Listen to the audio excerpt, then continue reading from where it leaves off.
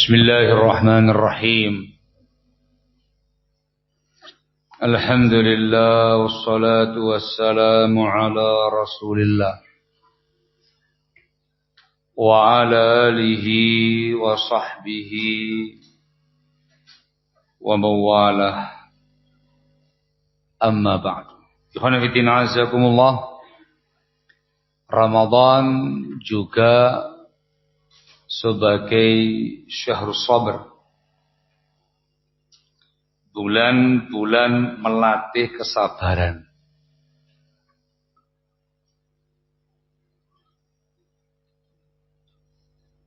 Sabar di dalam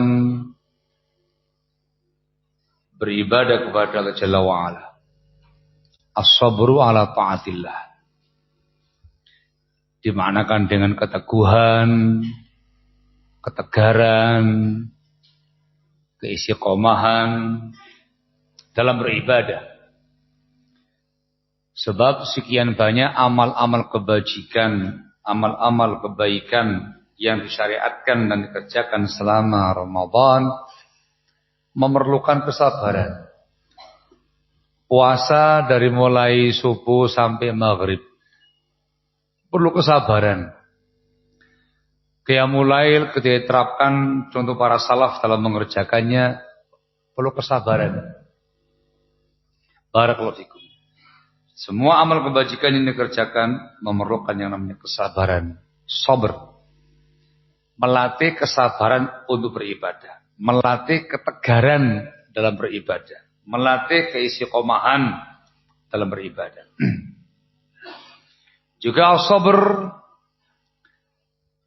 bersabar atas kondisi-kondisi serba tidak ada. Ini penghayatannya adalah dia tidak makan, tidak minum dari mulai subuh sampai maghrib. Dia harus menghayati, merenungkan kondisi fakir miskin yang memang hari-harinya tidak punya apa-apa untuk dimakan, untuk diminum.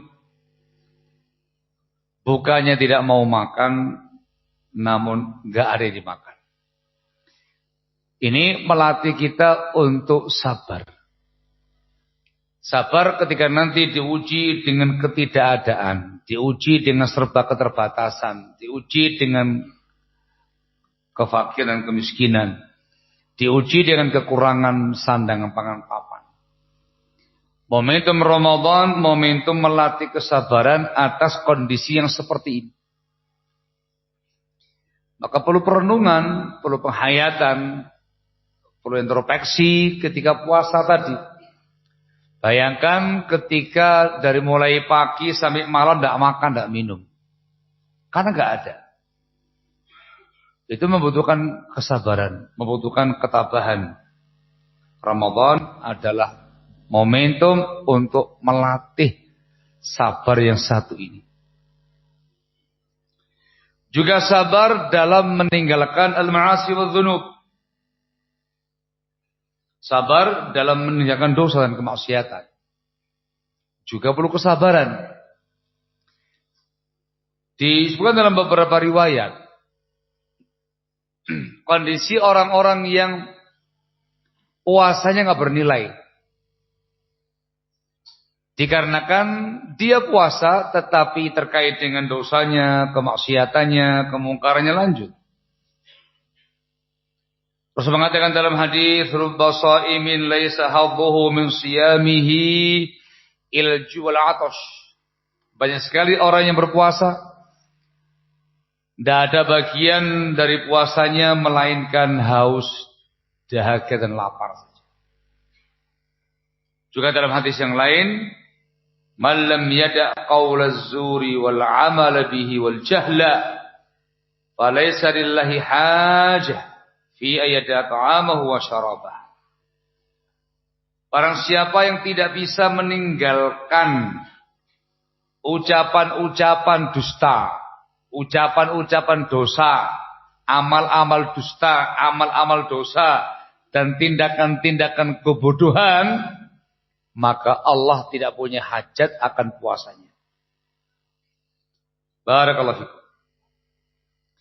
Ini ancaman.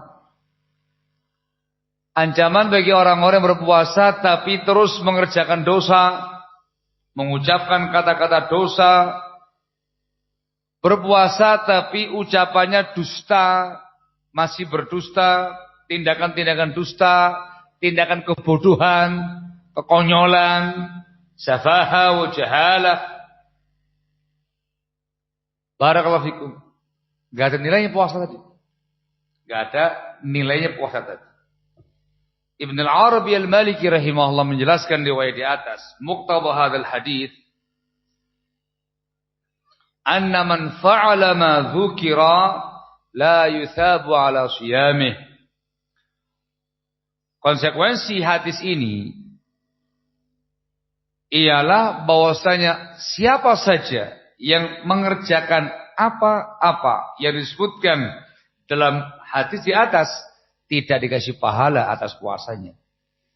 Yang masih berbuat dosa, mengucapkan dosa, ucapan dusta, tindakan dusta, maka puasanya enggak berpahala. Sehingga diperlukan kesabaran.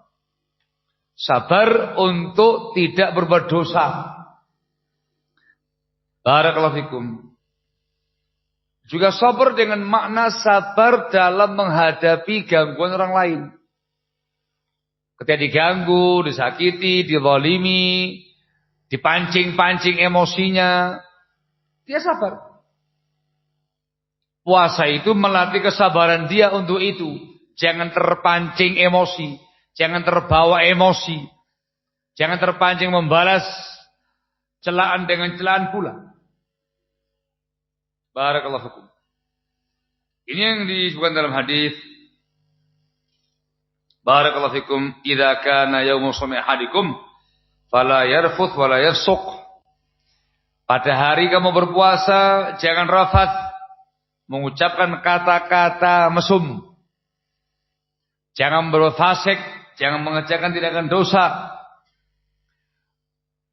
Dan apabila ada seseorang yang mencela dia, Fakul ini shaim, fakul ini shaim. Katakan aku puasa, katakan aku puasa. Kata-kata apabila ada seseorang yang mencela dia, katakan saya puasa, katakan saya puasa.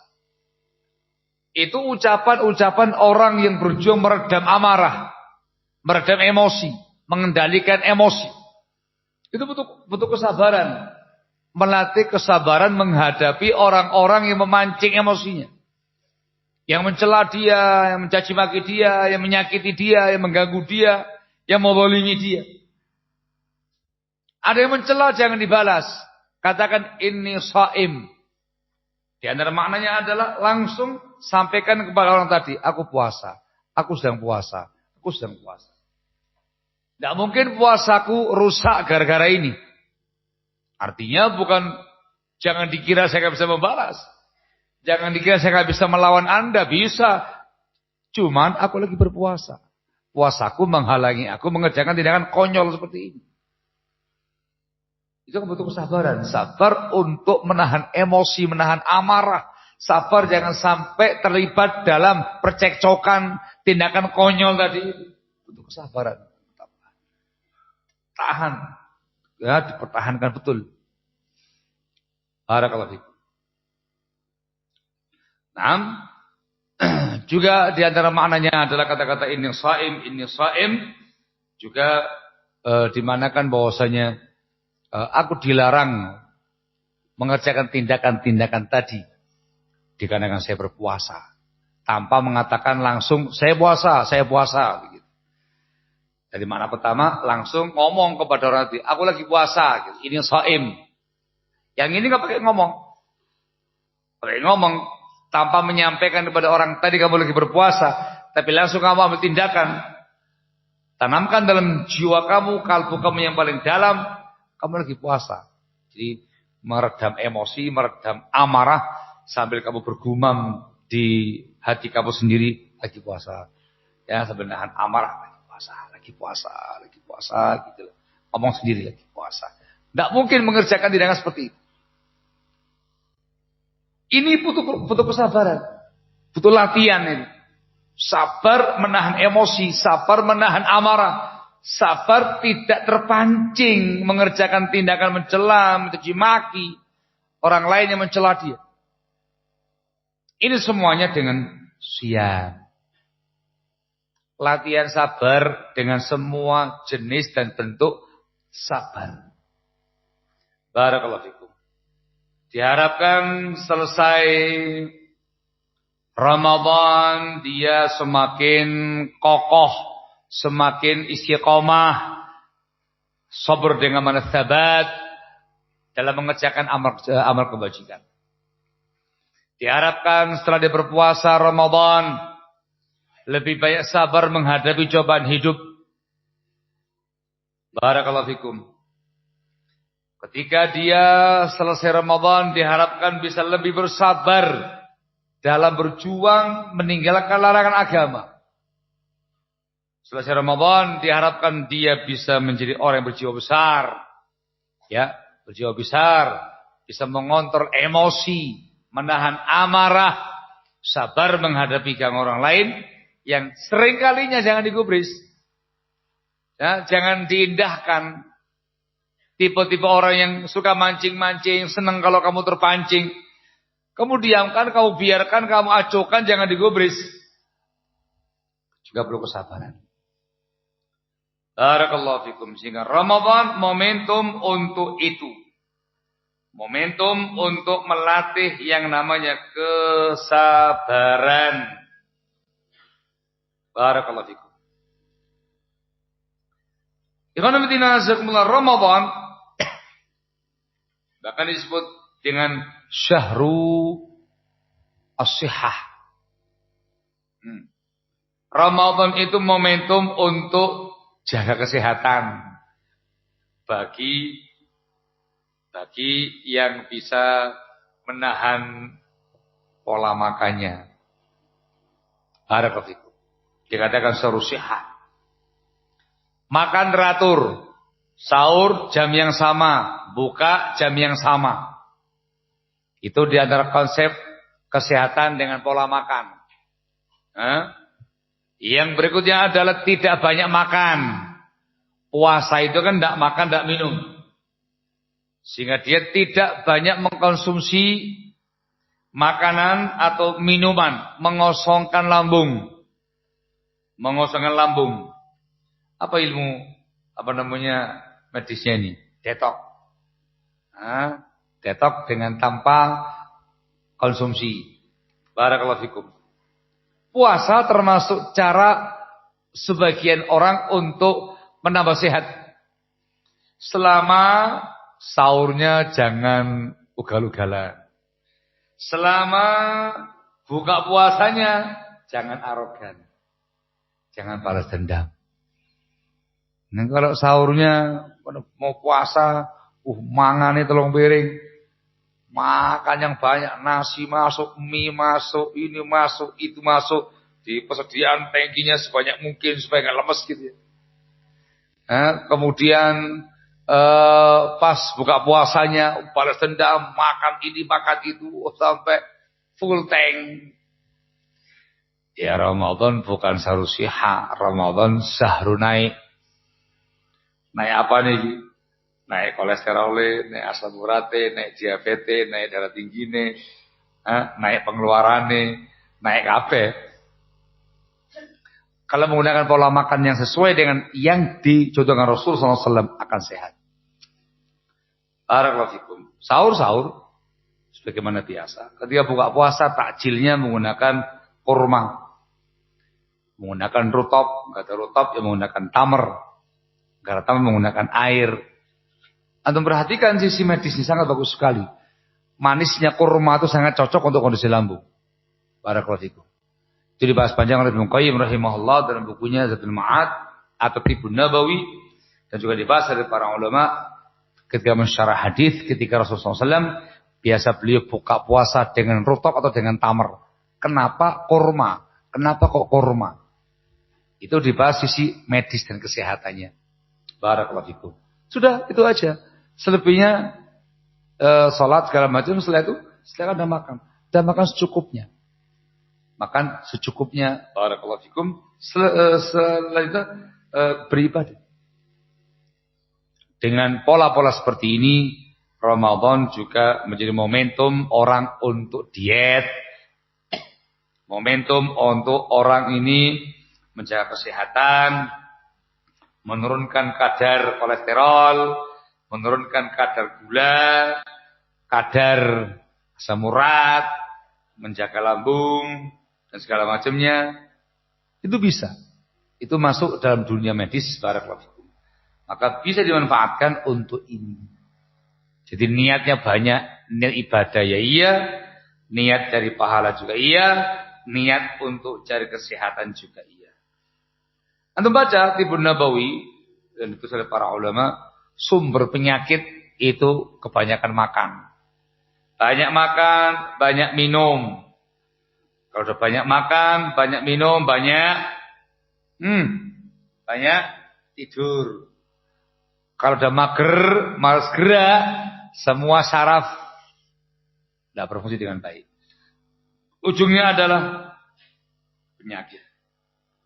Ibnu Qayyim rahimahullah menegaskan, barakallahu fikum, hal yang paling membahayakan kesehatan adalah an-naum ba'dal akil.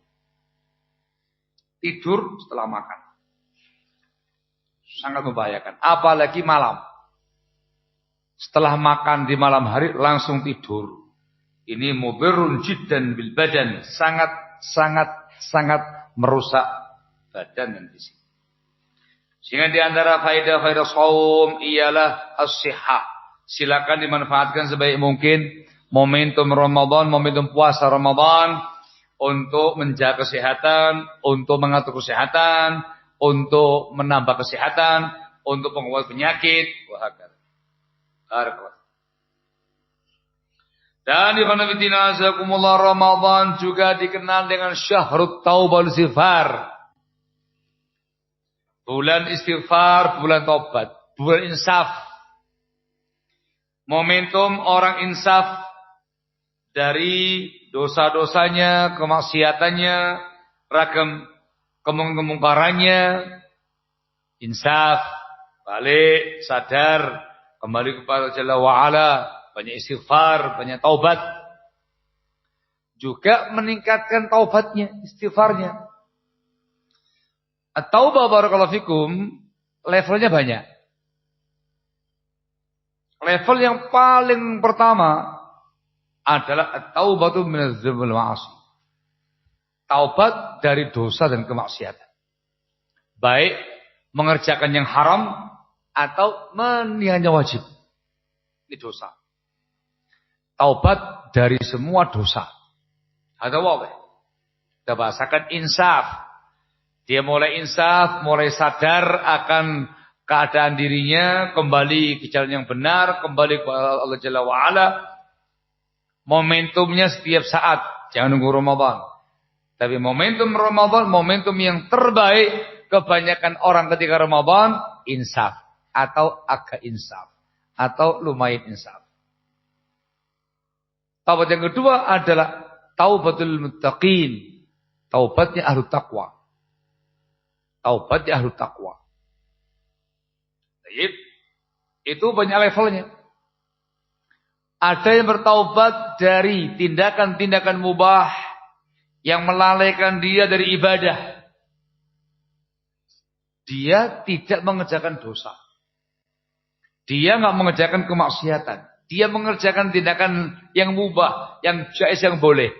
Tapi dalam pandangan dia, itu telah memalingkan dia, melalaikan dia dari ibadah. Amal ibadah, kesempatan beribadah. Taubat dia, istighfar daripadanya. Barakallahu fikum. Ada lagi, dia bertaubat dikarenakan mengerjakan amal-amal yang mafdul. Melalaikan yang afdal. Bayangkan, dia mengerjakan amal kebajikan. Dia mengerjakan amal kebaikan. Tapi secara pahala, tidak besar. Dengan mengerjakan amal seperti ini, dia luput dari amal yang lebih besar lagi pahalanya. Lebih afdal lagi pahalanya. Taubat lagi dia istighfar kepada Allah Jalla wa'ala. Dikarenakan mengerjakan amal yang kurang afdal, luput dari yang afdal. Barakallahu fikum. Tinggi levelnya. Dan yang paling tinggi levelnya adalah barakallahu fikum, selalu istighfar, bertaubat justru setelah mengerjakan amal kebajikan. Ini disebutkan oleh sebagian salaf ketika menjelaskan sifatnya kaum muttaqin, wal mustaghfirina bil ashar. Mereka adalah orang-orang yang gemar istighfar di waktu sahur.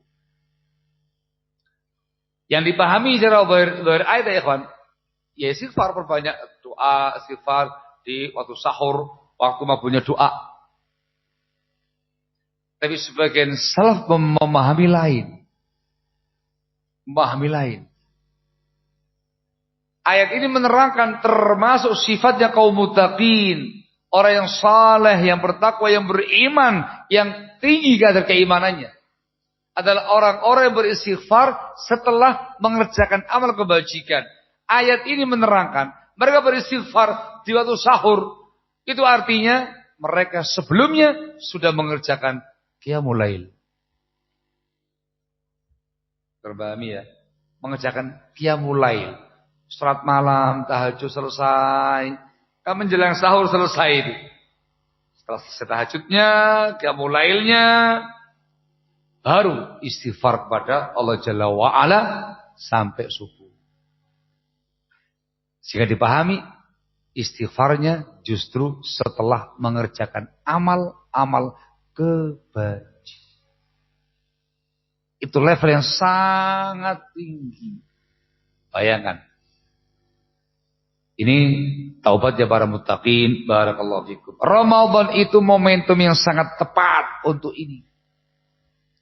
Untuk mengakui kesalahan, untuk insaf, kembali kepada Allah Jalla wa'ala, banyak taubat dari banyak kesalahan, istighfar dari dosa-dosa. Juga momentum untuk menaikkan iman dan takwa. Jangan lupa juga disertai dengan taubat.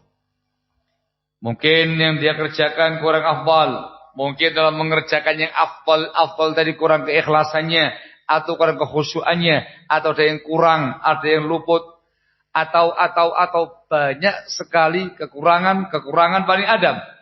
Meskipun dia dalam mengerjakan amal yang paling utama. Dia Bani Adam.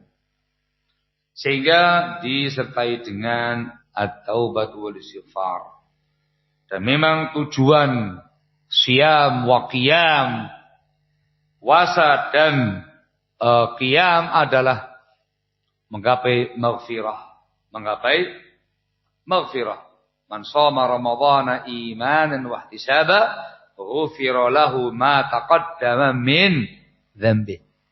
Untuk meraih maghfirah. Sehingga dia perbanyak taubatnya, perbanyak istighfarnya.